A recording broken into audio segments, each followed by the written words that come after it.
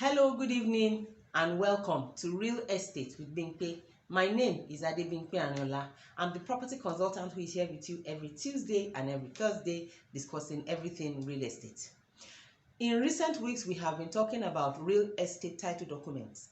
By that, I mean the documents you encounter in real estate transactions. By that, I mean when you say, what kind of document does this property have, what they are going to tell you. So those are the documents we have been discussing in the last few weeks. Today, we're going to be talking about power of attorney. I know some people consider it strange, but today we're going to be answering what is a power of attorney? How is it relevant in real estate transactions? So let's dive straight into it. The first thing is, what is a power of attorney? A power of attorney is a document in which one person donates power to another person to do certain things. Basic. One person donates power to another person to do certain things. Either of them could be companies. Either of them could be registered businesses. But at least one person is giving another person power to do certain things. Now, the person to whom they are giving power, the power is specified. What he can do. If it is to manage property, you say is given power to manage the property, to rent it out, to receive rent. If you just want to give him power to recover the property, maybe you have people who have been sitting there for many years, they didn't move out, and you want to evict them. And you are giving the person power to evict them. Once he has evicted them, that power has lapsed. Can you get it? He can't do anything else once he has evicted them. So the power of attorney states what he can do. However, there are times when a power of attorney will say, like we lawyers, we draft that, okay, give the person right to lease, to rent out, to recover money, to do this, to do that, and whatsoever things the person donating power can by himself do. Please note, that power of attorney stated like that, written like that, does not give anybody power to sell property. So if you want to buy property and you ask what's the title document and they say power of attorney and they show you, that power of attorney must state that that person has power to sell. If a power of attorney does not specifically state power to sell, that person cannot sell. Do you get me? First of all, a power of attorney is a written document. It's not a verbal document. I had done a transaction. I was representing a company in a transaction years back where they wanted to develop, and their contact person was saying she had a power of attorney, and I said, okay, she should let me see it. And months, days went into weeks, weeks went into months. She never produced anything for me to see. At the end of the day, they found out they were dealing with the wrong person.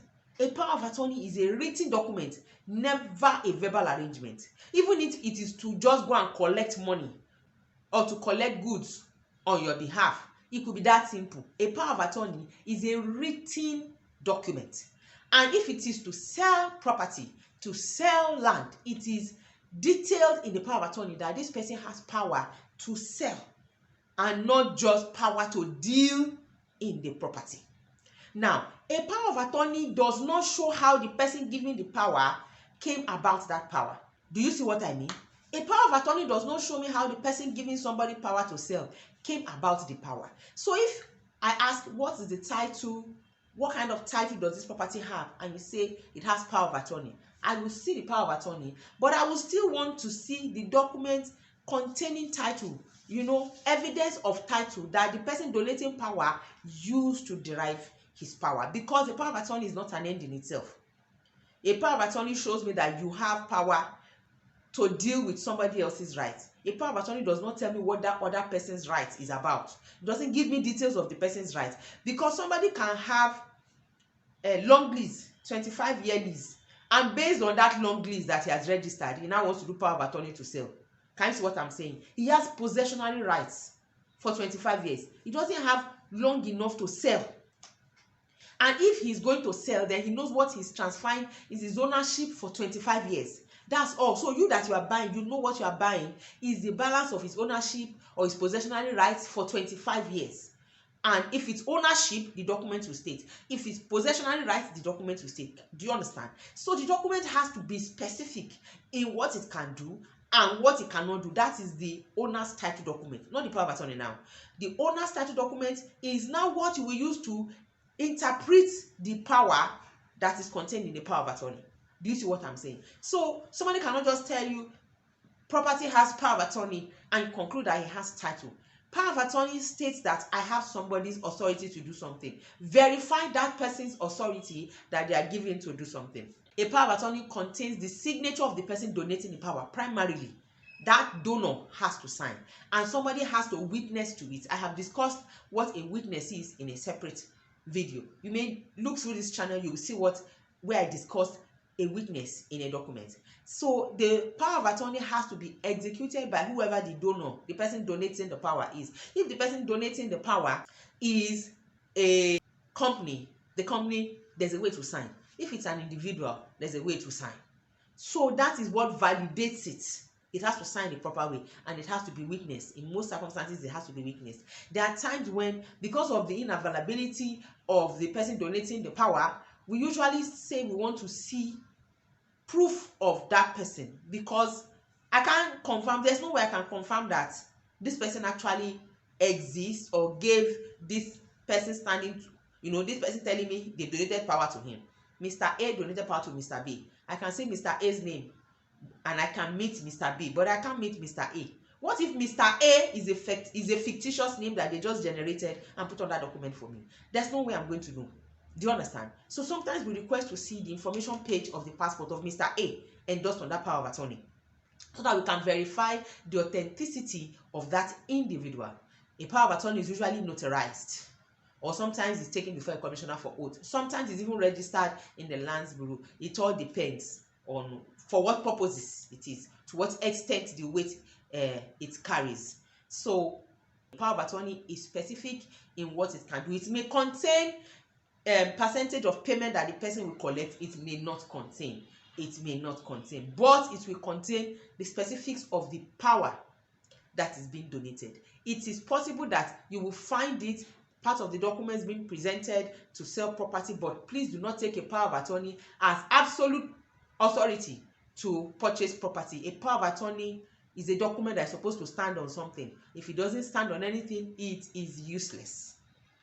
If it does not stand on other valid title, it is useless and it cannot defend whoever purchases when the time comes. Furthermore, please do not give two entities power of attorney to do the same thing over the same piece of property. It creates clashes and confusion. It creates multiplicity of processes that turn to fraud. So please do not give two different entities power on the same piece of real estate to do things. A power of attorney is revocable. If you have given somebody authority to act on your behalf and you don't like how the person is doing the job, you are not satisfied, you can revoke the power of attorney. Just ensure you revoke it in writing the way you authorize the person to act in writing. Also, a power of attorney can be extinguished if the person donating the power dies before the thing is executed or while the thing is being executed. For example, if you are renting out on somebody's behalf and the person you are renting out on his behalf dies, that power is automatically extinguished. The authority is now going to divest in the person's executors or administrators to determine what to do, whether to issue you another power of attorney to continue to act or to take it over themselves. In the same light, the person to whom the power of attorney was issued, if that person dies, the power of attorney is also extinguished. The power is not transferable. You cannot transfer it from one person to another to say, okay, my father was given the power, he's dead, I want to continue. You cannot do that. But if any of the parties is a registered business, do you understand, a registered company, and they either issue the power of attorney to somebody, or somebody, the person receiving the power of attorney is a registered business, then it will survive the death of any of the parties, because it means that the entity is not a private individual. The entity is a registered business, and so long as that registered business is alive, then that power of attorney remains valid. I hope you learned a few things. You might want to watch it over and over again. You might also find it interesting such that you want to share the things you have learned with somebody. That would be a good idea, to share it with your colleagues, your spouse, or your investing partners. If you got some value, please do like the video. It helps the algorithms and it also helps us. And also subscribe so you see other videos, and hit the notification bell so that once the video goes live, you get a notification in the bar on your YouTube page so that you can watch the video. Thanks for watching, and remember that I always say that real estate transactions remain one of the juiciest forms of investment in Nigeria and the world over. Till I see you in the next video again, take care and bye bye.